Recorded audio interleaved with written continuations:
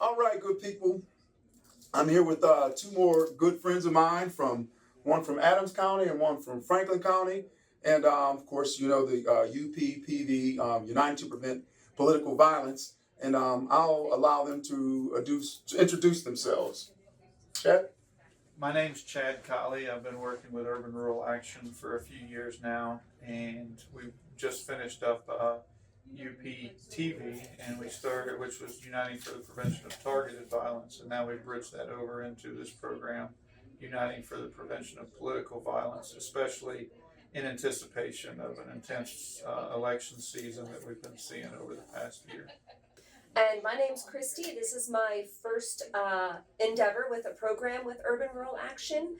I'm a librarian, and I really like to help people find information, and so I'm sort of coming at it from the perspective of how can we help folks make sure that the information they're getting is what they are needing and what's really going to help address their questions. And that's part of the reason why we're doing these videos, these basically public service announcements, to rehumanize the dialogue, and to keep the dignity to the forefront whenever we address somebody who may be from a different political background of us. So I know Adams County, y'all had the top tents, right? Would you like to explain to people what the top tents were? So we've been pleasured with working with Patty Robinson, who heads up the Adams County Mediation Services Group, and they handle all sorts of different mediation services for different reasons, but they teamed up with us, and what we were able to do is to come up with a plan of doing something that made a difference, doing something that lived on past this program, and we developed what we call Talk Tent cards.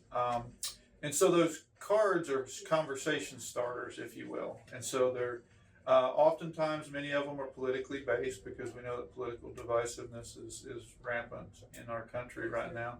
And so we developed those throughout the group, with a little bit of arguing within the group, right, to figure out what to say, what not to say, how to ask questions.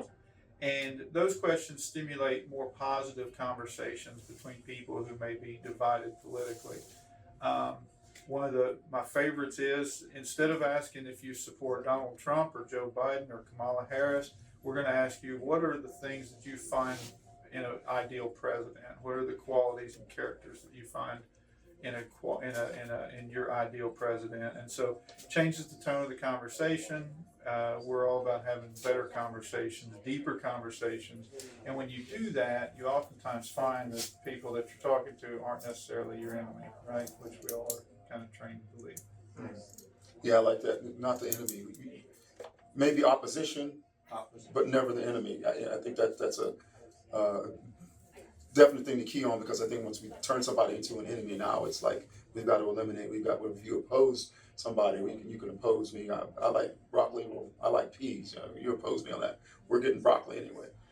What was your the endeavor that you all are involved in? I was part of the group to have community conversations, so circles, bringing different groups of people together to have some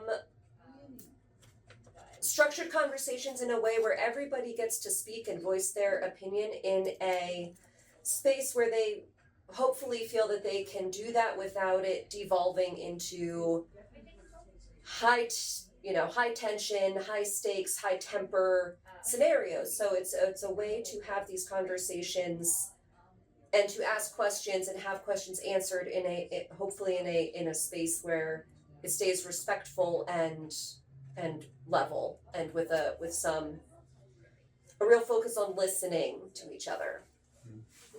What are some of the questions that you would have? Because we have some here.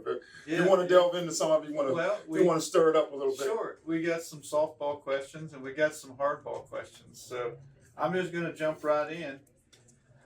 How do you feel about the events surrounding January 6th, 2021? One of the, quite possibly, if not the most divisive topic, as we just saw in the Vance and Walz debate. A lot of people don't know how to deal with that.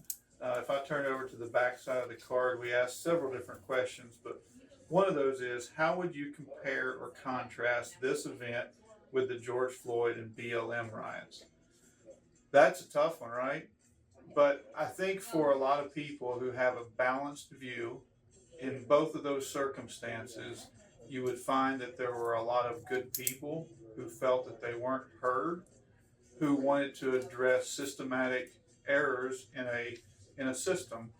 I think in both cases, if you're comparing, you would find people who wanted their voice heard, but in both cases, you also had bad actors within those events and organizations and things going on.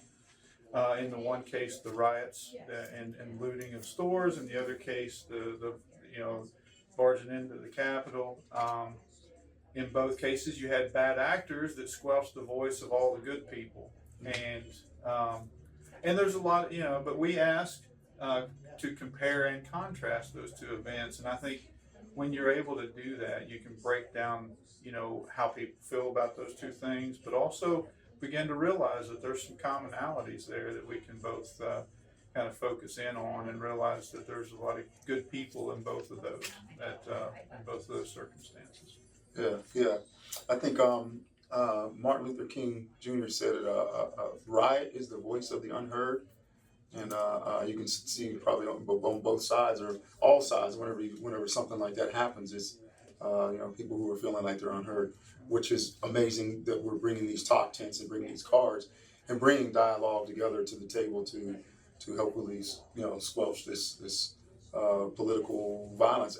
Actually, matter of fact, our first meeting that we had a week later is whenever the assassination attempt on Donald Trump's life took place here in Pennsylvania, in Butler. So the work that we're doing is vitally important. I think I did anyway. I thought, wow, a week later to the day, the assassination attempt took place, and I thought we're on the right track. We're going down the right pathway. We've got matter of fact, we maybe need a little more urgency to help quell some of this stuff and bring some gravity to it. So I'm looking for some really great things coming out of all of this. And I think one of the best things that we can have is hope and expectancy.